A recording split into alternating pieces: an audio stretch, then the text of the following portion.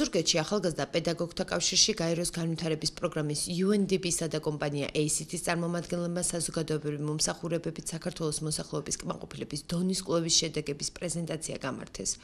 ჩვენმა კომპანიამ 2013 წელს გაეროს განვითარების პროგრამის დაკვეთით განახორციელა საზოგადოებრივი მომსახურებებით მოსახლეობის კმაყოფილების დონის კვლევა. გვაინტერესებდა მიმართვიანობის ფაქტიც საკუთარ პრობლემებზე ადგილობრივ ხელისუფლებას და რამდენად მარტივია ეს პროცედურები, რამდენად კმაყოფილდება მათი მოთხოვნები.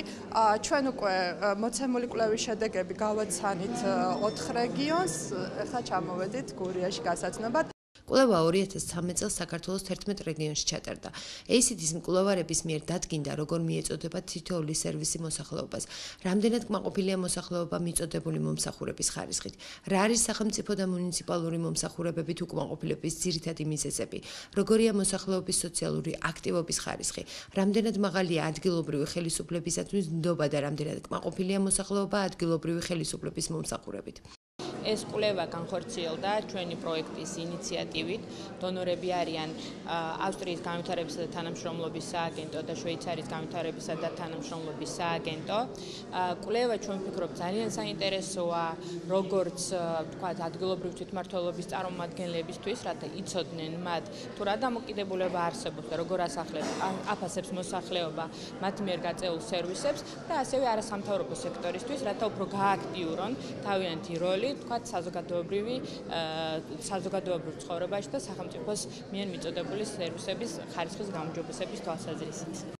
პრეზენტაციას გურის მხარეში სახელმწიფო რწმუნებულის გუბერნატორის ადმინისტრაციის თანამშრომლები, ოზურგეთის მუნიციპალიტეტის გამგებელი, მოადგილეები, გამგეობის სტრუქტურული დანაყოფების ხელმძღვანელები, საკრებულოს წევრები, არასამთავრობო სექტორისა და მედიის წარმომადგენლები დაესწრნენ. გაზიფიცირების თემასთან დაკავშირებით წარმოდგენილი იყო პრობლემა კვლევაში და აქვე მინდა აღნიშნო, რომ ქალაქის მასშტაბით აბსოლუტურად მთლიანად ათვისებული და გაზიფიცირებულია მთელი ქალაქი, მაგრამ რაც შეეხება სოფლებს, რა თქმა უნდა, აქ პრობლემა გვაქვს, ნაწილი სოფლების გაზიფიცირებულია და ნაწილის რა თქმა უნდა, გაზიფიცირება 2015-2016 წლებზე შესაბამისი გეგმით მიმდინარეობს. რაც შეეხება ასევე პრობლემა, რომელიც წარმოდგენილი იყო კვლევაში, ეს იყო კანალიზაციით და წყლის მომარაგების პრობლემა. ამასთან დაკავშირებით, რა თქმა უნდა, აღნიშნავთ, რომ გარკვეულ ადგილებში ეს პრობლემა გვაქვს, განსაკუთრებით სოფლებში, ანუ ქალაქის გარე ტერიტორიებზე და მოგახსენებთ, რომ ეხლა მიმდინარეობს და იწყება ურეკის რეაბილიტაცია, როგორც წყლის მომარაგებასთან, ასევე საკანალიზაციო სისტემის მომარაგებასთან დაკავშირებით და გვინდა გითხრათ, რომ ამ პროექტის ფარგლებში დაახლოებით განსაზღვრული არის 50 მილიონზე მეტი ლარი. და მე ვფიქრობ 2014 წელს, ანუ შემდეგი აღნიშნული კვლევა წარმოდგენილი იყო 2013 წლის მაგალითზე. და მე ვფიქრობ და ძალიან დიდი იმედი მაქვს და ამას რა თქმა უნდა ყველა ერთად დავინახავთ 2014 წელს, როცა ჩაატარებენ კვლევას, ანუ შემდეგი სურათის შედარების შემთხვევაში ჩვენ აბსოლუტურად განსხვავებულ მაჩვენებლებს მივიღებთ. დავესწარეთ მოსახლეობის კმაყოფილების კვლევის შედეგებს, რომელიც ჩაატარა ACT-მ UNDP-ის დაკვეთით.